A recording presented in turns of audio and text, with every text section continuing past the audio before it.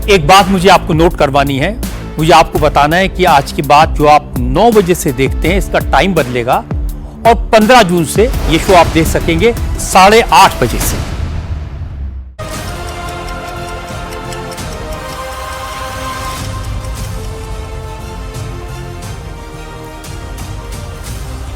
नमस्कार, आप देख रहे हैं इंडिया टीवी। आपके साथ मैं हूं मीनाक्षी जोशी। सुबह के 10 बज रहे हैं, वक्त हो गया है दमदार 10 का। सज्जन कुमार जी, अजीत द्विवेदी जी हमारे साथ स्टूडियो में ही मौजूद है। बहुत स्वागत आप दोनों का। आज सबसे पहले बात होगी जंग की। अमेरिका ईरान के बीच जारी टेंशन के बीच हॉर्मुज में ओमान कोस्ट पर एक और शिप पर अटैक की खबर आई है। हालांकि इसे भारतीय विदेश मंत्रालय ने खारिज कर दिया है। विदेश मंत्रालय का कहना है कि 8 से 11 जून के बीच केवल 3 शिप पर ही हमले हुए हैं। एमटी जलवीर के बाद किसी शिप पर हमला नहीं हुआ है। हॉर्मुज स्ट्रेट में ऑयल टैंकर्स पर अमेरिकी अटैक को लेकर भारत ने पहली बार कड़ा रुख अपनाया है। विदेश मंत्री एस जयशंकर ने अमेरिकी विदेश मंत्री मार्को रूबियो से फोन पर बात की और गल्फ अमेरिकी नौसेना की कार्रवाई के खिलाफ कड़ा विरोध जताया।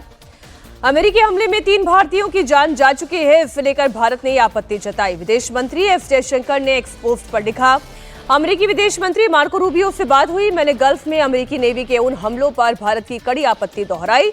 इनमें 3 भारतीय मारे गए थे। विदेश मंत्री एस जयशंकर ने आगे लिखा कि कमर्शियल शिपिंग के खिलाफ ऐसी घातक या जानलेवा कार्रवाई सही नहीं है।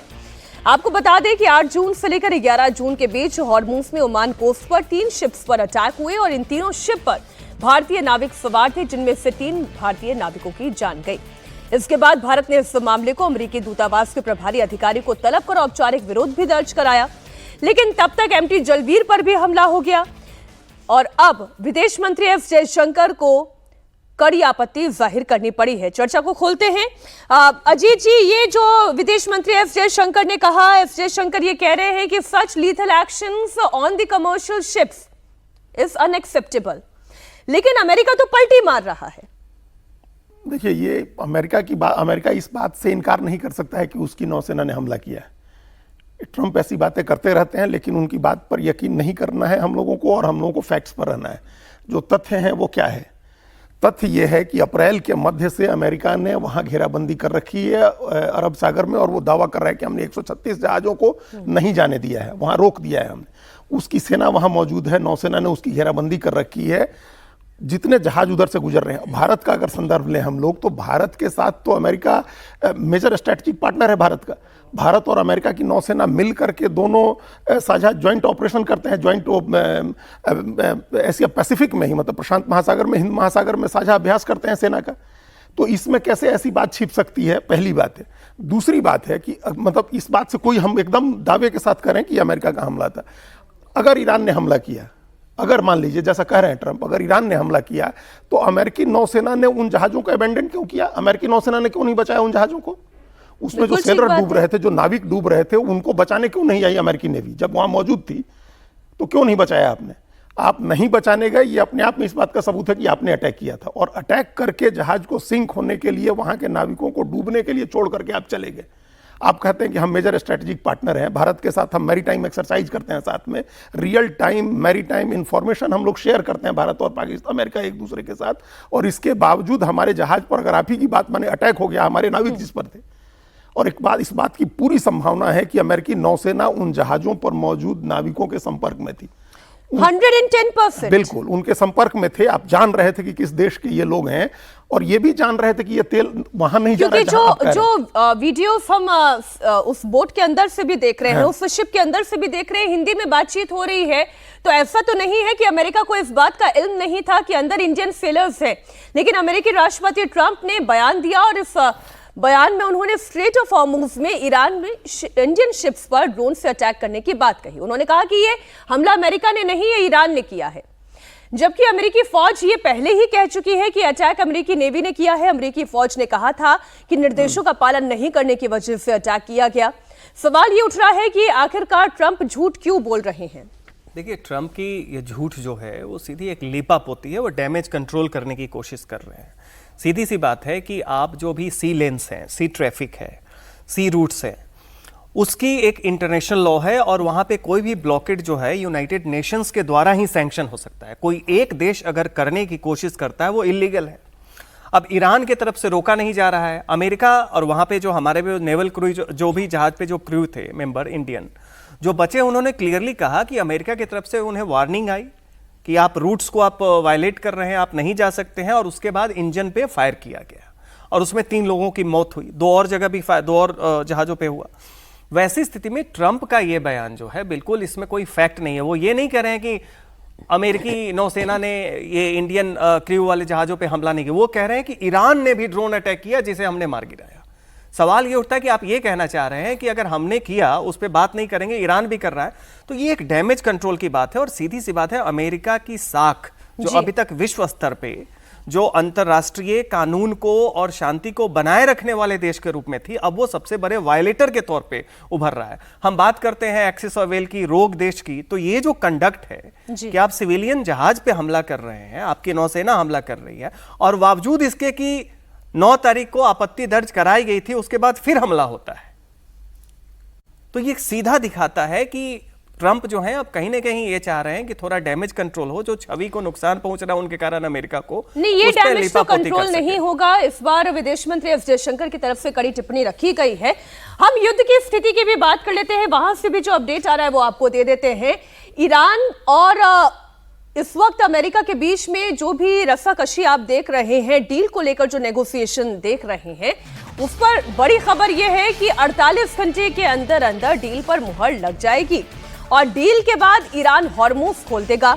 अमेरिका ईरान की फ्री संपत्ति को भी रिलीज कर देगा, ऐसी बड़ी खबर आ रही है। तो क्या ये युद्ध खत्म होने जा रहा है? आप पहले ये बयान सुने। Specific amount of time that has to pass between this memorandum of understanding and a final deal being done. Well, we hope it's going to go relatively quickly, but it's. Is there a 60 or 90 I mean, the day straits are deadline? going to open immediately. It's fun signing. Maybe it'll be Saturday or Or is there a Monday. deadline though to get from this to a final deal? We think it's going to go pretty quickly. I don't want to say a deadline because if I say a deadline, you'll say, "Oh, he didn't meet the deadline." You know, this is like, it's not going to matter much because it's going to get signed, and the strait is open. But the straits have been open for a number of months already, and you just didn't know about it. You know, you as reporters weren't able to get it. I just announced yesterday that we brought a lot of ships through, and nobody knew about it. I guess we did a pretty good job, Peter, right? Essentially, most important paragraph to me: Iran will in no way, shape, or form have a nuclear weapon or purchase a nuclear weapon. But it's just a concept of that agreement when it comes to nuclear. You said this was just a concept of that agreement. So is this just essentially setting the stage for deeper talks on nuclear? It's a very strong memorandum of understanding that is a little conceptual, but it's something that's going to get done. And if it doesn't get done for any reason, which I can't imagine that not happening, they want to sign it as much as I do or more. I would say they want to sign it more, maybe a lot more. But it's a very detailed memorandum of understanding, also agreed to by many other countries that have great influence over them, and everybody wants it done. So it's going to get done. ये जब Donald Trump ये बात कह रहे हैं कि 48 घंटे के अंदर अंदर डील डन हो जाएगी, इसी बीच ईरान के जो एक और लीडर हैं और ये स्पिरिचुअल लीडर है अहमद खतानी, उन्होंने बयान दिया नेतन्याहू को और डोनाल्ड ट्रंप को will hit with a hard slap if they took against any action portraying the confrontation as a battle between faith and disbelief. आप एक तरफ बात कर रहे हैं अजीत जी कि जोरदार तमाचा आपके चेहरे पर मारेंगे, दूसरी तरफ डोनाल्ड ट्रंप ये कह रहे हैं कि हमने एक डील का पूरा एमओयू तैयार कर लिया है। ये अंडरस्टैंडिंग है क्या? नहीं, एक अंडरस्टैंडिंग तो बन गई है, क्योंकि अरागची ने भी जो पोस्ट किया अपना, उससे ये लग रहा है कि अंडरस्टैंडिंग बन गई है। लेकिन दोनों तरफ से ये पोजीशनिंग होगी, दोनों तरफ में कोई पक्ष ये नहीं कहेगा कि हम पीछे हट के समझौता कर रहे हैं। ईरान की तरफ से कहा जाएगा कि हमने हरा दिया, अमेरिका ने ट्रंप के बयान में न्यूक्लियर एनरिचमेंट को लेकर कोई बयान नहीं था। 3 बातें हैं जिन पर सहमति नहीं है। ये समझौता जो होगा, जिस पर दस्तखत होगा, ये 60 दिन का युद्ध विराम होगा, और इस 60 दिन के युद्ध विराम के बावजूद 3 चीजें बची रहेंगी, जिन चीजों पर लंबे समय में बातचीत होगी। उसमें पहली चीज यही परमाणु वाला समझौता है कि आप इन रीच नहीं करेंगे। सिविल पर्पसेज के लिए आप इस्तेमाल कर सकते हैं या नहीं कर सकते वो हैं, पहले और भी कर कितनी रहे थे। निगरानी होगी, ठीक बात है, ठीक है। कितनी निगरानी होगी ये एक इशू होगा। दूसरा, जो संपत्ति जब्त है ईरान की जगह जगह पर, उसको खोलेंगे और ईरान के ऊपर जो पाबंदी लगाई गई है, इंटरनेशनल सैंक्शंस हैं, उस सैंक्शंस को हटाएंगे या नहीं हटाएंगे, ये दूसरा इशू है। और तीसरा इशू है कि जो युद्ध के कारण नुकसान हुआ है उसके मुआवजे का क्या तंत्र बनेगा। ये 3 इशू अनरिजॉल्व रहेंगे, इन पर एक सहमति बनेगी, इनका एक ब्रॉडर फ्रेमवर्क तय हो जाएगा, उस फ्रेमवर्क में आगे बातचीत होती रहेगी। 60 दिन के लिए एक युद्ध विराम पर समझौता होने की हॉर्मुज़ खुल संभावना है। जाएगा? नहीं, देखिए वो तो बिल्कुल सेंट्रल पॉइंट है कि हॉर्मुज़ नहीं खुलेगा तो अमेरिका उस डील को मानेगा नहीं। सबसे जो इसमें डिफरेंस क्या आ रहा है वो डिटेल का आ रहा है। अमेरिका ये कह रहा है कि आपकी जितने भी मांगे हैं, कि आपके जो लगभग 120 बिलियन डॉलर जो फ्रोजन एसेट्स हैं, उसको हम तुरंत नहीं खोलेंगे, वो परफॉर्मेंस बेस्ड होगा, हम देखेंगे कि डील के बाद आप कैसे करें। ईरान चाहता है कि तुरंत हो जाए। उसके बाद ये भी आ रहा है कि इजराइल को तो अमेरिका ने अबेंडन कर दिया है, तो सवाल, लेकिन अमेरिका को पता है कि इजराइल की कुछ सेंसिबिलिटीज हैं। तो एक तो एनरिच्ड यूरेनियम वाली बात है, तो वहां पे वर्डिंग ऐसा ना हो कि बाद में कोई लूप होल चल जाए। तो बिल्कुल मेमोरेंडम ऑफ अंडरस्टैंडिंग की वर्ड्स क्या हो, शब्द क्या हो, ताकि उसके बाद कोई भी देश या इजराइल मान लीजिए कल के डेट में ये ना कह सके कि नहीं इसकी वर्डिंग्स को हम अपने तरीके से इंटरप्रेट तो कर मैं सकते भी हैं। इन्हीं शब्दों पे जाती हूँ। अभी अजीत जी ने जो कहा कि 60 दिन का युद्ध विराम, यानी कि डेड एंड नहीं है अभी भी युद्ध का? नहीं, बिल्कुल नहीं है। अभी तो डेस्परेशन है यूएस की, ईरान भी चाह रहा है, क्योंकि देखिए अभी वहां पे इस बार मॉनसून का फेलियर के कारण तेहरान में जो पानी की कमी है, और जो अमेरिका अभी लेटेस्ट वो जो प्रेशराइज करने की जो टैक्टिक्स है, वाटर मैनेजमेंट फैसिलिटीज पे अटैक हो रहा है। तो ये देखिए जितना भी हमले हो रहे हैं ट्रंप वगैरह के, वो सब क्या है कि डील के लिए ईरान जो अभी तक बेअदबी कर रहा है उसको प्रेशराइज करो। वैसी स्थिति में ईरान भी चाहता है, लेकिन सवाल वही है कि कोई भी देश किसी भी ऐसे सूरत में नहीं करेगा जिसमें बाद में ये कहे कि हम जीत गए या हम हार गए, और दूसरा उसको लेके इजराइल को कहीं भी कोई लूप होल मिल सके करने का। तो हम ये कह सकते हैं कि ईरान और अमेरिका इजराइल के बीच में चल रहा है ये युद्ध अभी डेड एंड पे भले ही ना आ रहा हो, लेकिन एक ऐसी अंडरस्टैंडिंग दोनों देशों के बीच में तैयार हो रही है जहां पर इस संघर्ष विराम की स्थिति हम देखने वाले हैं बहुत जल्द। लेकिन जो संघर्ष इस वक्त टीएमसी में चल रहा है, जो पश्चिम बंगाल में चल रहा है, उसका क्या नतीजा होगा? क्या ममता बनर्जी के भतीजे अभिषेक बनर्जी जेल जाने वाले हैं? अभिषेक बनर्जी के राजदार के पास ऐसे कौन से राज है कि पुलिस को भाईपो के घर का ताला तोड़कर तलाशी लेने की जरूरत आ पड़ी? बड़ी खबर यह है कि अभिषेक बनर्जी के घर बंगाल पुलिस ने दबिश डाली। पुलिस ने करीब 5 घंटे अभिषेक के घर की जांच की। खबर है कि पुलिस को अभिषेक बनर्जी के खासम खास और पीए सुमित रॉय की तलाश है। अभिषेक बनर्जी के पीए सुमित रॉय पर चुनाव के दौरान टिकट के नाम पर पैसा वसूलने का आरोप है। सूत्रों के मुताबिक सुमित रॉय का मोबाइल टावर लोकेशन कल रात कालीघाट में अभिषेक बनर्जी के घर के पास ही मिला था, और इसी जानकारी के आधार पर शालबनी पुलिस और कोलकाता पुलिस सुबह करीब 4 बजे अभिषेक बनर्जी के कालीघाट घर पहुंची। बार बार बुलाने पर भी दरवाजा नहीं खुला। पुलिस ने घर के मेन गेट का ताला तोड़ दिया और फिर अंदर दाखिल हुई। अभिषेक बनर्जी के पूरे घर की तलाशी ली गई। सुमित रॉय को अभिषेक बनर्जी के पते पर न पाकर फिर पुलिस वापस चली गई। खबर यह भी है कि इस रेड के बाद ममता बनर्जी भी अभिषेक बनर्जी के घर पहुंची हैं। अभिषेक बनर्जी के पीए सुमित रॉय कौन है, यह भी आप जान लीजिए। सुमित रॉय को अभिषेक बनर्जी का राइट हैंड माना जाता है। ऐसा कहा जाता है कि जिसे भी अभिषेक बनर्जी से मिलना है, पहले सुमित रॉय से बात करनी होगी। अभिषेक बनर्जी के पीए सुमित रॉय को लेकर एक और जानकारी आई है। टीएमसी के पूर्व विधायक सुजॉय हजारा को हाल ही में पश्चिमी मेदिनीपुर के शालबनी पुलिस स्टेशन ने जमीन के भ्रष्टाचार के एक मामले में पश्चिमी मेदिनीपुर जिले के खड़गपुर से गिरफ्तार किया था। सुजॉय हजारा से पूछताछ और कागजात की जांच के बाद पुलिस को यह पता चला कि सुजॉय हजारा से अभिषेक बनर्जी के पीए सुमित रॉय को बड़ी रकम ट्रांसफर की गई थी। तो मामला जितना छोटा पहले दिख रहा था उतना छोटा है नहीं, ये मामला बहुत बड़ा है। और भ्रष्टाचार के तार केवल अभिषेक बनर्जी, ममता बनर्जी, अभिषेक बनर्जी के पीए सुमित रॉय से नहीं, बल्कि फिर वो हजारा तक जा रहे हैं। पुलिस जो है वो पीए को खोज रही है। पीए गायब हैं। अभिषेक बनर्जी के घर का ताला तोड़ा जा रहा है। इस पर भाईपो भड़के हुए हैं। एक बयान आया है, पहले वो बयान आपको सुना देते हैं, फिर हम करते हैं चर्चा।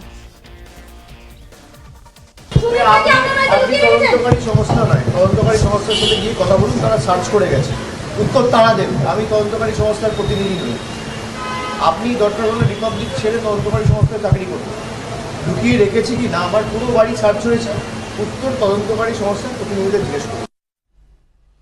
ओंकार हमारे सहयोगी जुड़े हुए हैं। ओंकार, ये सुमित कितने इंपॉर्टेंट व्यक्ति हैं? जब अभिषेक बनर्जी के गेट का ताला तोड़ा गया है तभी समझ में आ गया, लेकिन इस वक्त ये जो गिरफ्तारी की तलवार लटक रही है अभिषेक बनर्जी पर, कितना समय उनके पास एक्चुअली बाकी रह गया है? जी देखिए, अभिषेक बंदोपाध्याय के अलग अलग मामले पर जैसे कि देखा जा रहा है उनको घेरा जा रहा है।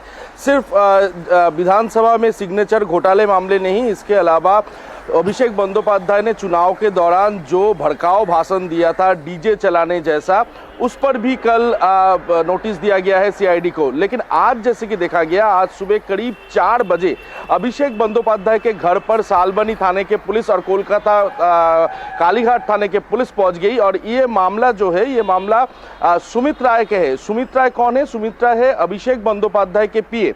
हाल ही में पश्चिम मिदनापुर से जैसे कि एक जमीन भ्रष्टाचार मामले पर सबसे पहले पूर्व विधायक सुजय हाजरा को गिरफ्तार कर लिया गया और सुजय हाजरा से पूछताछ करने के बाद, उनका कागजात देखने के बाद जो पुलिस के सामने आया कि करोड़ों रुपए सुमित राय के अकाउंट में ट्रांसफर किया गया था सुजय हाजरा द्वारा। तो ये सुजय हाजरा से पूछताछ करने के बाद सुमित राय का नाम सामने आया और क्यों इतना पैसा ट्रांसफर किया गया था। सूत्रों के हवाले से जो खबर मिल पा रहा है वो है कि सुमित राय ने सुजय हाजरा को चुनाव में टिकट देने के लिए ये पैसा लिया था, ऐसा ही सूत्रों का कहना है। तो इस वजह से कल जैसे कि देखा गया, देर रात को सुमित राय का ट्रैवल लोकेशन कालीघाट में स्थित अभिषेक बंदोपाध्याय के घर के आसपास मिला। तो सुबह करीब 4 बजे अभिषेक बंदोपाध्याय के घर पर सालबनी थाना के पुलिस और कोलकाता के पुलिस पहुंच गया और पहुंचने के बाद आप नजर बनाए रखें, अभी तो मुश्किलें जो हैं वो बढ़ती ही चली जाएंगी। आपकी दी हुई इस पूरी डिटेल से समझ में आ रहा है, सवाल वही है कि कितने दिन बाकी हैं? देखिए, अगर ट्रैक रिकॉर्ड देखिएगा भारतीय जनता पार्टी का, तो वो ये है कि किसी बड़े नेता को गिरफ्तार नहीं किया जाता है सरकार से हटाने के बाद भी। बीजेपी चुनाव जीत जाती है लेकिन अरेस्ट नहीं करती है। बीजेपी ने सबसे ज्यादा कैंपेन पूरे देश के राष्ट्रीय स्तर पर देखिए तो राहुल गांधी और उनके परिवार और रॉबर्ट वाड्रा के खिलाफ किया, किसी की गिरफ्तारी नहीं हुई। लालू यादव के परिवार के खिलाफ हुआ, किसी की गिरफ्तारी नहीं हुई। अखिलेश यादव के खिलाफ, उनके परिवार के लोगों के खिलाफ हुआ, किसी की गिरफ्तारी नहीं हुई। बड़े नेता, आमतौर पर जो मुख्य विपक्षी है, उनके नेताओं को भी भारतीय जनता पार्टी की जो सरकारें बनती हैं वो गिरफ्तार नहीं करती हैं। अब अभिषेक बनर्जी हो सकता है कि अपवाद हो, उनको गिरफ्तार किया जाए, क्योंकि अभिषेक बनर्जी के खिलाफ बहुत ज्यादा गुस्सा है लोगों में, और आम लोगों में ही नहीं, तृणमूल कांग्रेस के अपने लोगों में भी बहुत गुस्सा है। तो हो सकता है कि ये अपवाद बनाया जाए। लेकिन अभी जो हम मामले देख रहे हैं वो मामला क्या है कि भड़काऊ भाषण दिया, वो मामला यह है फर्जी साइन का। अब ये टिकट बेचने में पैसे लिए, ये तो इस नाम पर जाइएगा तो सब पार्टी के सारे नेता पकड़े जाएंगे। बीजेपी के बड़े नेताओं को छोड़ दे, जो मान लीजिए, या बीजेपी को छोड़ दे जहां पैसे का खेल नहीं होता है, तो बाकी सारी पार्टियों में लोग पैसे का खेल करते हैं। टिकट पैसा लिए बिना टिकट देते ही नहीं है। तो ये पकड़ा जाए अगर, तो इस तरह के मामलों में अगर पकड़े जाते हैं, अभिषेक बनर्जी के खिलाफ बड़े इशूज हैं, बड़े इशूज। कोयला तस्करी के मामले में उनके ससुराल का पूरा परिवार फंसा हुआ है, और ऐसा नहीं, जिस मामले में आप आईपैक के तमाम लोगों को अरेस्ट कर रहे हैं, नोटिस दे रहे हैं कोयला तस्करी के पैसे का, तो उसमें क्यों नहीं जांच हो सकती है अभिषेक बनर्जी की? बहुत बड़े बड़े मामले हैं। आपने फर्जी साइन की बात कर ली, सीआईडी का शिकंजा फर्जी साइन मामले में भी बढ़ रहा है। इस केस के बाद अब अभिषेक बनर्जी पर भड़काऊ बयानबाजी के मामले में पूछताछ होगी। सीआईडी ने अभिषेक बनर्जी को चुनाव के दौरान हेट स्पीच देने के मामले में भी नोटिस दिया। सीआईडी ने अभिषेक बनर्जी को डीजे वाले बयान के बारे में पूछताछ करने के लिए 16 जून को भवानी भवन बुलाया है। सीआईडी ने कल शाम अभिषेक बनर्जी के कालीघाट वाले घर पर नोटिस दिया। 14 जून को उनसे फर्जी साइन वाले मामले में पूछताछ होगी। और सीआईडी की कार्रवाई से अभिषेक बनर्जी बहुत भड़के हुए हैं। वो ये कह रहे हैं कि अगर उनका डीजे वाला बयान भड़काऊ है तो फिर बीजेपी नेताओं के बयान का क्या, उन पर एफआईआर दर्ज क्यों नहीं हुई? যে মামলায় আজকে আমাকে নোটিশ দিতে এসছে, আমি বলেছি 4 তারিখের পর ডিজে বাজে। আমি প্রশ্ন করতে চাই যে আমি যদি সত্যি কোনো ভুল বলে থাকি, আমি এই স্টেটমেন্টগুলো কবে করেছি? নির্বাচন চলাকালীন। নির্বাচন যখন চলছে, ল অ্যান্ড অর্ডার, আইন শৃঙ্খলা কার আন্ডারে? ইলেকশন কমিশনের আন্ডারে। মমতা বন্দ্যোপাধ্যায়ের আন্ডারে তো ছিল না। তাহলে তখন আমার বিরুদ্ধে এফআইআর হলো না কেন? ইলেকশন কমিশনের বিরুদ্ধে কমপ্লেন হলে ইলেকশন কমিশন আমার বিরুদ্ধে ব্যবস্থা নিল না কেন? তার কারণ, আমি যদি ডিজে বাজানোর কথা বলে থাকি, দেশের স্বরাষ্ট্রমন্ত্রী বলেছেন তৃণমূলের লোকেদের উল্টো করে ঝুলিয়ে দিয়ে সোজা করে দেবো। बंगाल से ही एक और बड़ी खबर है। ममता सरकार में मंत्री रहे टीएमसी के कद्दावर नेता मदन मित्रा पर ईडी ने शिकंजा कस दिया है। मदन मित्रा के घर समेत 7 ठिकानों पर ईडी ने रेड की है। ईडी ने नगर पालिका भर्ती घोटाले के मामले में मदन मित्रा के ठिकानों पर छापेमारी की है। मदन मित्रा, इसमें कोई दो राय नहीं, ये वो नेता हैं जो ममता बनर्जी के साथ शुरुआत से रहे हैं। मदन मित्रा का क्या होने जा रहा है? ये देखिए, मदन मित्रा जो है ममता बनर्जी के बहुत करीबी हैं और इस बार भी जीते हैं, लेकिन साथ ही साथ इनका जो हाई हैंडेडनेस है अपने क्षेत्र में, मतलब इनका व्यवहार ऐसा रहता है जैसे कि अपने विधानसभा क्षेत्र के, एक तो बयानबाजी बहुत कंट्रोवर्शियल करते हैं, हल्की बयानबाजी करते हैं। उसके अलावा 2021 के बाद से अभी तक अगर इनको देखिए तो अपने क्षेत्र में जितने भी विपक्षी थे उनके खिलाफ अपने पक्ष के लोगों को उन्होंने कहा कि उनकी मरम्मत करो, उनका इलाज करो, तो वो है। और उसके साथ भ्रष्टाचार के भी बात है, अक्सर कंट्रोवर्सी में आते हैं। ममता बनर्जी के साथ रहेंगे या ये भी चले जाएंगे? अब देखिए, बंगाल का जो अभी चरित्र दिख रहा है उसमें बड़ा वो महुआ मोइत्रा ने एक बात कहा कि जब सायोनी घोष जा सकती है तो बड़ा मुश्किल है मेरे लिए कहना कि कौन रहेगा कौन नहीं करेगा। पता नहीं वो अपने बारे में कितनी श्योर है, तो ये बहुत मुश्किल है। लेकिन ये बात देखिए, जो मदन मित्रा की बात हो, अभिषेक बनर्जी की बात, अभी एक ममता बनर्जी के ऊपर भी एफआईआर हुई है जो उन्होंने कम्युनिटी वाले बयानबाजी की। अगर एक कम्युनिटी है हमने संभाल रखा है, अगर आज छोड़ दें तो आप सब लोग, हिंदू कम्युनिटी को उन्होंने कहा कि आप सब लोग खतरे में आ जाएंगे, आपके लिए मुश्किल हो जाएगी। तो ये सारी की सारी बात देखिए, अभी टीएमसी को वही बात है कि घेरने की भी तैयारी हो रही है। तो बंगाल में बदलाव तो हो रहा है, लेकिन बदलाव के साथ थोड़ा सा लग रहा है कि जो बंगाल की कंटिन्यूटी है उसका तड़का भी वहां पे वो दिख रहा है थोड़ा बहुत। प्रधानमंत्री नरेंद्र मोदी 2 दिन के विदेश दौरे पर रवाना हो गए हैं। पीएम आज फ्रांस के नीस शहर पहुंचे हैं। यहां पर वो कल फ्रांस के राष्ट्रपति मैक्रोन से द्विपक्षीय मुलाकात करने वाले हैं। इसके बाद प्रधानमंत्री 2 दिनों के दौरे पर स्लोवाकिया जाएंगे। स्लोवाकिया जाने वाले वो पहले प्रधानमंत्री होंगे। 16 जून को प्रधानमंत्री मोदी वापस फ्रांस के एवियन शहर लौट आएंगे, जहां G7 शिखर सम्मेलन में वो हिस्सा लेंगे।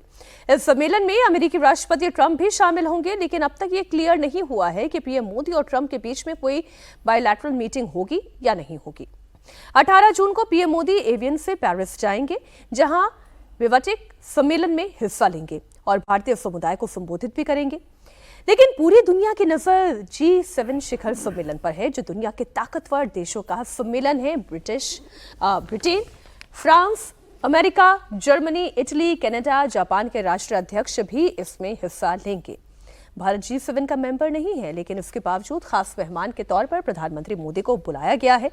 खास बात यह है कि इस बार G7 समिट में चीन को नहीं बुलाया गया है। यह मीटिंग कितनी इंपॉर्टेंट है, और अब जब हम ये चर्चा कर रहे हैं कि युद्ध के बादल धीरे धीरे छटने लगे हैं और अब वैश्विक आर्थिक तौर पर देशों को वापस से अपने आप को पटरी पर लेकर आना है, कितने इंपॉर्टेंट है यह समिट? देखिए, G7 की मीटिंग हमेशा बहुत इंपॉर्टेंट होती है और प्रधानमंत्री मोदी ये 7वीं बार जा रहे हैं G7 की मीटिंग में हिस्सा लेने। पहले हम लोग का जो स्टेटस था भारत का, वो मेहमान देश का था, विशेष मेहमान गेस्ट के तौर पर हम लोग बुलाए जाते थे। अब वो स्टेटस इंप्रूव हुआ है और भारत पार्टनर कंट्री के तौर पर बुलाया जाता है। G7 में भारत पार्टनर कंट्री है, मेंबर नहीं होने के बावजूद पार्टनर कंट्री है, तो उस तरह से भारत को ट्रीट किया जाता है।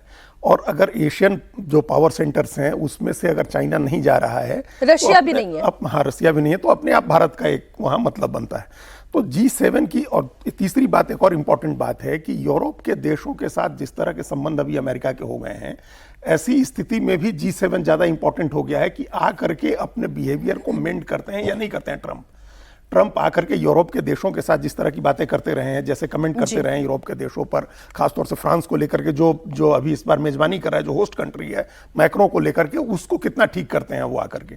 अगर कोऑर्डिनेशन बेटर होता है इन 7 कंट्रीज के बीच में, तो ये भारत के लिए भी अच्छा होगा, क्योंकि भारत के यूरोप के देशों के साथ अपने बायलैटरल्स भी हैं, यूरोपीय यूनियन के साथ फ्री ट्रेड है हमारा, अमेरिका के साथ ट्रेड हो रहा है। तो ये सब चीज़ें अगर G7 में कोऑर्डिनेशन बनता है तो व्यापार की दृष्टि से, आर्टिफिशियल इंटेलिजेंस की दृष्टि से, टेक्नोलॉजी ट्रांसफर की दृष्टि से, डिफेंस एग्रीमेंट्स के लिहाज से, देखिए फ्रांस को भारत ने $400 बिलियन का ऑर्डर दिया हुआ है राफेल का, तो वो तमाम इन सब चीज़ों की वजह से के नज़रिए से भारत के लिए बहुत अच्छी यात्रा होगी। ये अभी इसमें हालांकि इसका कोई कॉन्टेक्स्ट नहीं है, लेकिन जब हम यूरोपियन कंट्रीज की बात कर रहे हैं, हाल ही में विदेश मंत्री एस जयशंकर अपने विदेश दौरे पर गए थे और उनके ऊपर इंडिया रशियन टाइज को लेकर सवाल पूछा गया था, तेल को लेकर सवाल पूछा गया था, तो उन्होंने हमला बोला। उन्होंने कहा कि भाई भारत ने कभी भी जो भी हथियार तैयार किए या आयातित किए, कभी उनका इस्तेमाल यूरोपियन कंट्रीज के खिलाफ नहीं किया, लेकिन यूरोपियन कंट्री का हथियार का इस्तेमाल हर बार भारत के खिलाफ हुआ है। देखिए, वो कहा जाता है ना कि यूरोसेंट्रिक जो एक माइंडसेट है, यूरोसेंट्रिक का मतलब है कि यूरोप अपने आप को इस विश्व का जो पहले एक समझता था कि वो केंद्र है,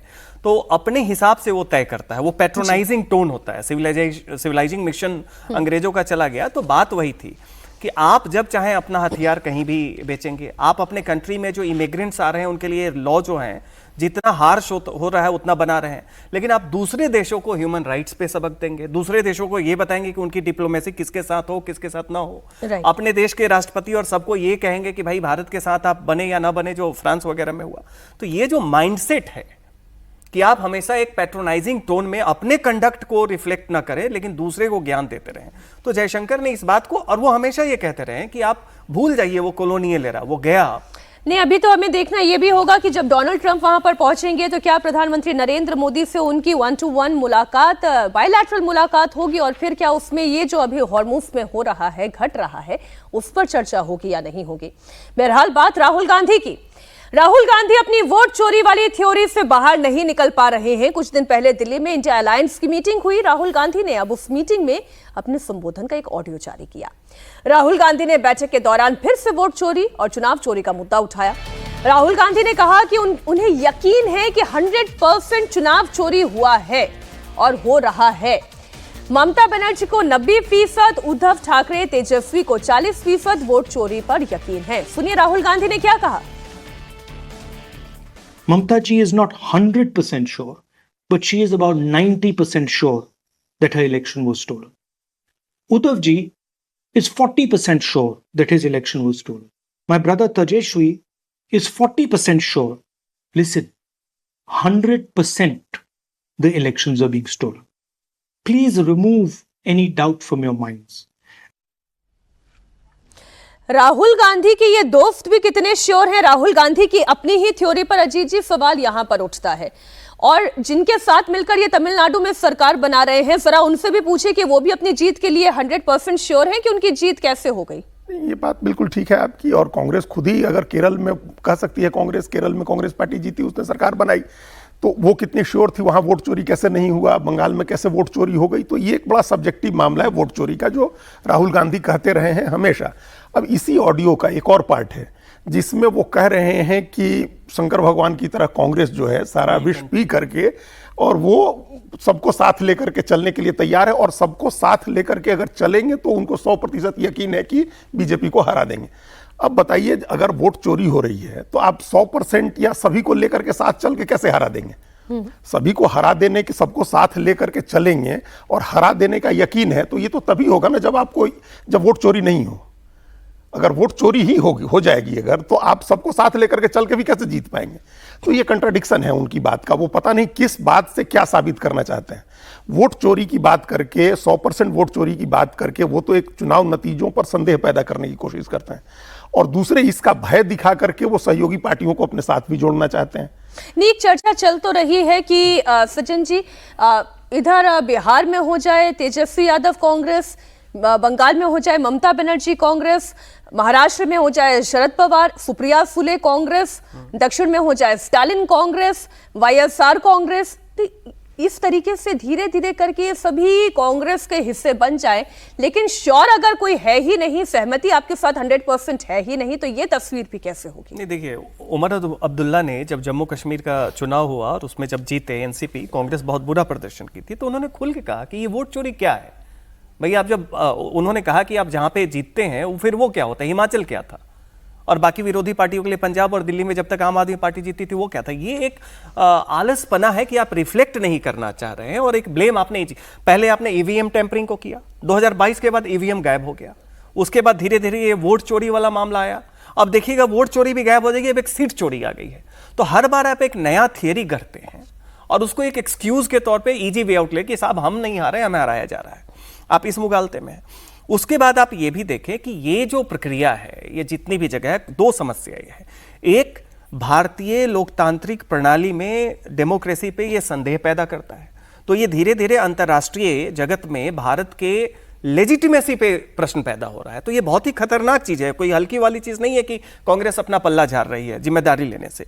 दूसरी बात देखिए, कांग्रेस की नीति क्या है, आप क्या चाहते हैं? आपकी नीति वही है कि गईयों हूं बछड़ों हूं, कि आप चाह रहे हैं कि सारे क्षेत्रीय दल जो हैं वो आपके साथ मिलके जो ये कह रहे हैं कि हम नीलकंठ बनेंगे, बीजेपी को हरा दें, फिर वहां वोट चोरी का मसला नहीं है, आपको भरोसा है।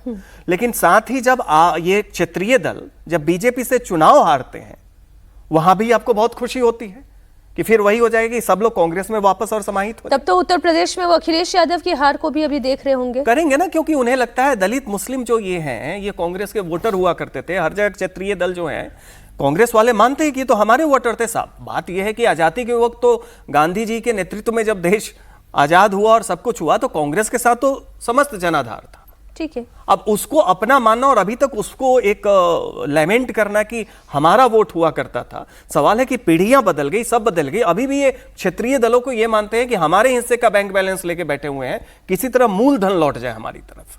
तो उनका साथ भी चाहते हैं और उनका विनाश भी चाहते हैं। ऐसे तो कैसे चलेंगे साथ में? इंडिया अलायंस, इंडिया ब्लॉक कैसे चलेगा साथ में? इधर टेंशन उद्धव ठाकरे को भी है कि क्या उनकी पार्टी टूटने वाली है।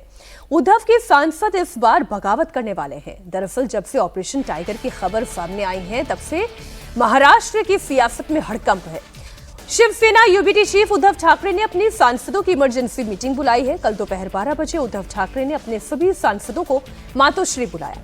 बताया जा रहा है कि 7 जून को महाराष्ट्र के डिप्टी सीएम एकनाथ शिंदे ने दिल्ली में एक सीक्रेट मीटिंग की थी। उसमें उद्धव ठाकरे की पार्टी के 9 में से 7 सांसद इस मीटिंग में शामिल हुए थे।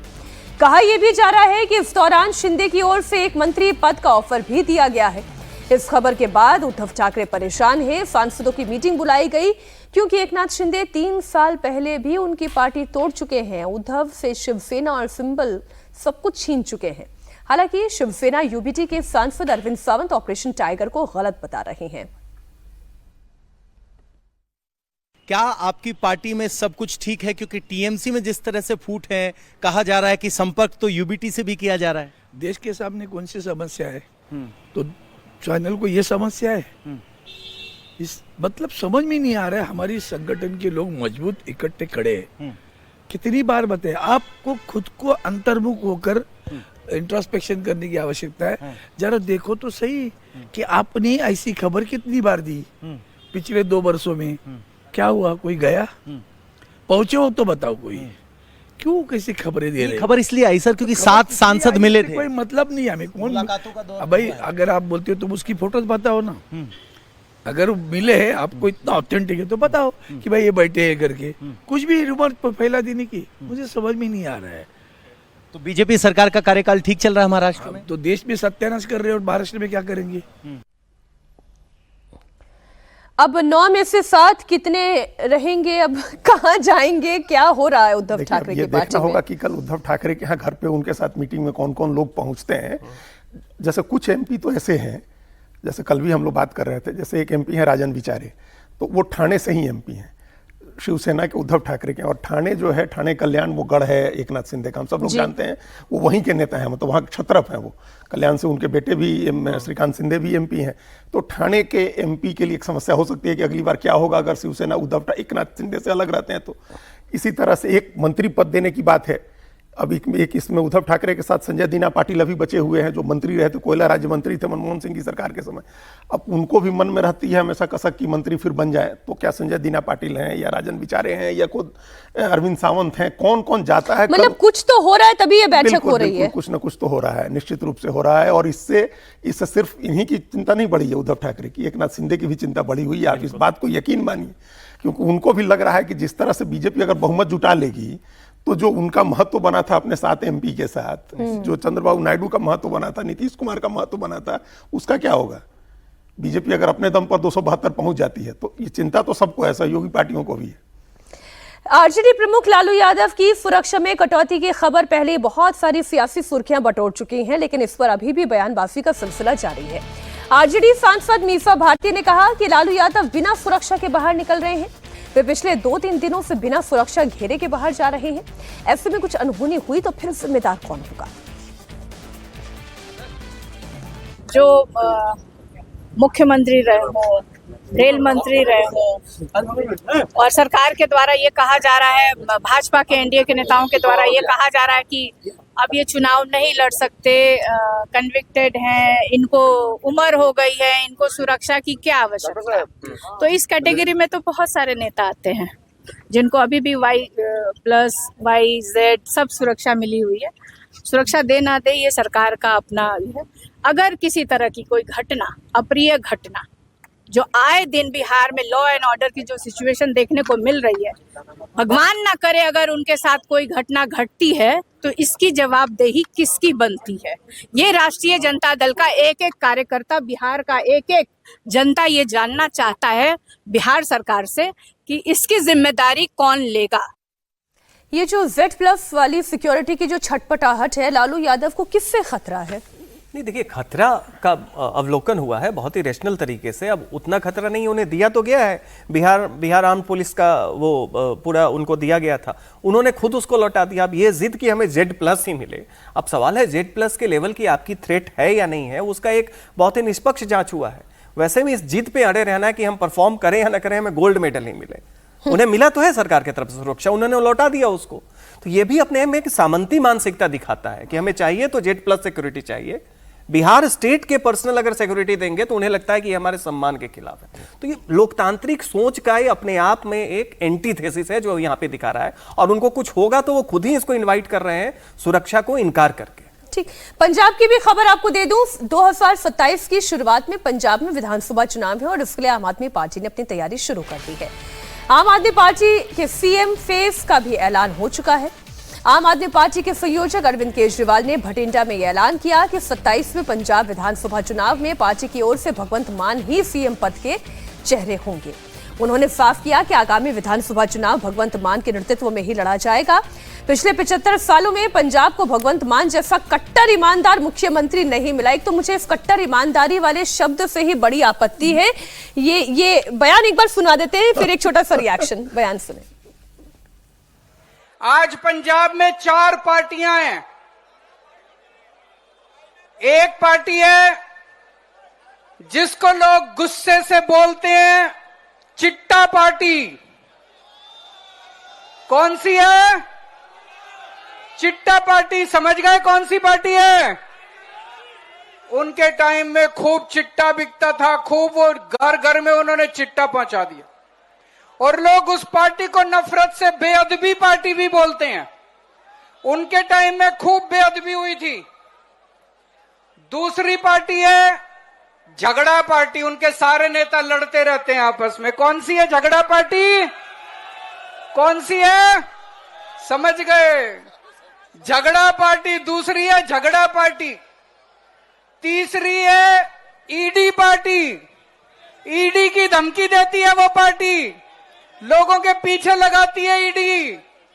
और चौथी पार्टी है आम आदमी पार्टी।